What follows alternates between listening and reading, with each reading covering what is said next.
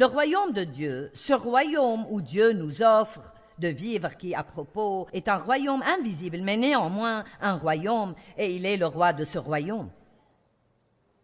Ce royaume n'est pas d'obtenir tout ce que nous voulons. Ce verset en parle comme du boire et du manger, mais je vais l'amplifier un peu et dire que, bien que Dieu veuille nous bénir, il ne nous a pas appelés à une relation avec lui pour nous donner tout ce que nous voulons. Eh bien, des fois, nous demandons des choses qui sont absolument les pires pour nous, mais nous ne le savons même pas.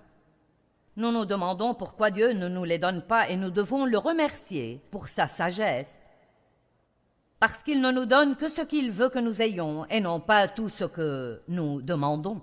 Vous vous rappelez le fils prodigue? Il a demandé son héritage et le père le lui a donné.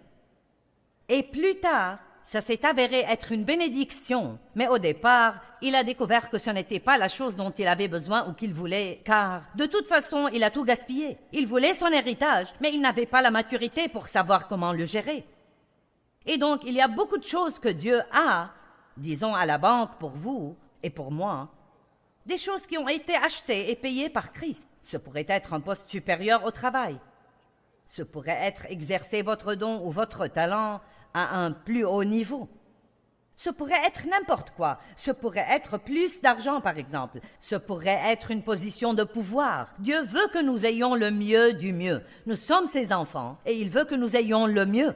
Pourquoi voudrait-il que tous les pécheurs aient les bons trucs pendant que nous rampons dans la boue pour manger des restes?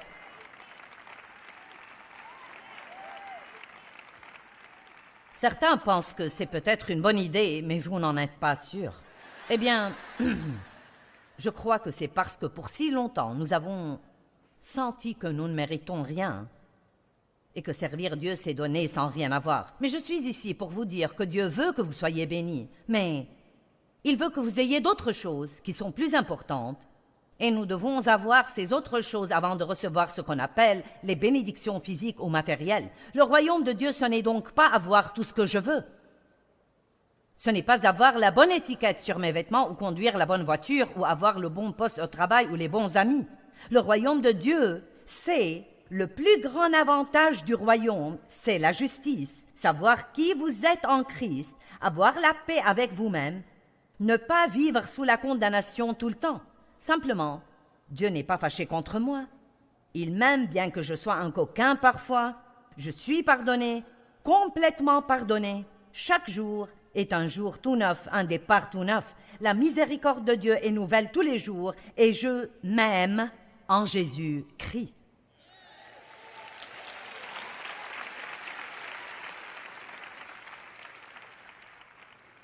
C'est la paix et la joie.